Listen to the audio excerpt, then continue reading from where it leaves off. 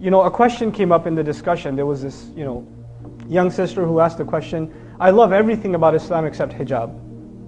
And it seems like hijab is there to protect men from looking at us. So, I don't really see the point in it. And instead of arguing of the social benefits of hijab or what hijab does to honor women and all of that stuff, that's actually already going in the wrong direction, that conversation.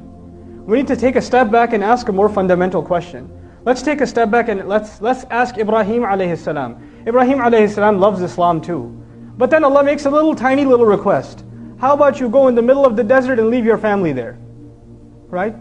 He's not one that's going to say, I love everything about Islam, but this whole leaving my family in the middle to die thing, I don't know. I'm not that comfortable with that. And after he's done with that, you know what? Why don't you jump into a fire? I love everything about Islam, except this whole, burning myself alive. That's asking a little too much. Nope. You don't find that question. Then Allah says, put a knife to your son's throat. Go ahead. And he says, I love Islam, but I also love my son. I don't know, can you give me a logical explanation for why I should do this? Can you tell me the social benefits or some of the other reasons, other benefits that why I should be obeying you? إِذْ قَالَ لَهُ رَبُّهُ أَسْلِمْ قَالَ أَسْلَمْتُ لِرَبِّ الْعَالَمِينَ. There's a reason Allah taught us that lesson in Surah Al-Baqarah. Whenever Allah said to him, give yourself up, submit, surrender, he said, I surrender, I give myself up. I submit myself entirely before the master of all peoples, بِرَبِّ الْعَالَمِينَ.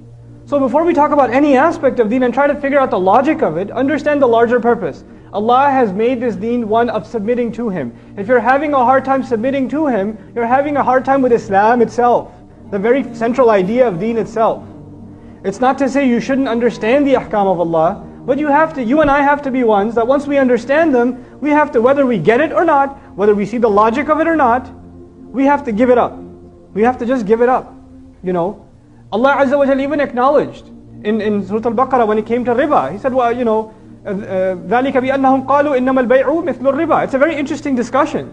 Allah Azza wa Jalla says there are people who consume riba and they say that, that's because they say that business is just like riba. I mean, if you look at liquid transactions as to solid transactions and money and cash and what it's backed by, and it's a complicated discussion. It could go either way. You can't even tell the difference. 1920, potato, 1-2 lines in a contract. I mean, what's the big deal? It is the same. And if you sit and have a 4-hour argument with a finance major about whether riba is halal or not, or what's the difference between riba and business, you might say, yeah, it's the same, yeah. I don't see the practical difference. But Allah then made only one line. Instead of explaining to you the fine line differences between them, He said there's only one more thing you need to know. Now that you understand, to you in your head they're very similar, there's only one more thing. وَأَحَلَّ اللَّهُ الْبَيْعَ وَحَرَّمَ الرِّبَى. End of story. Allah made business halal and He made riba haram. That is it. That's the conclusion.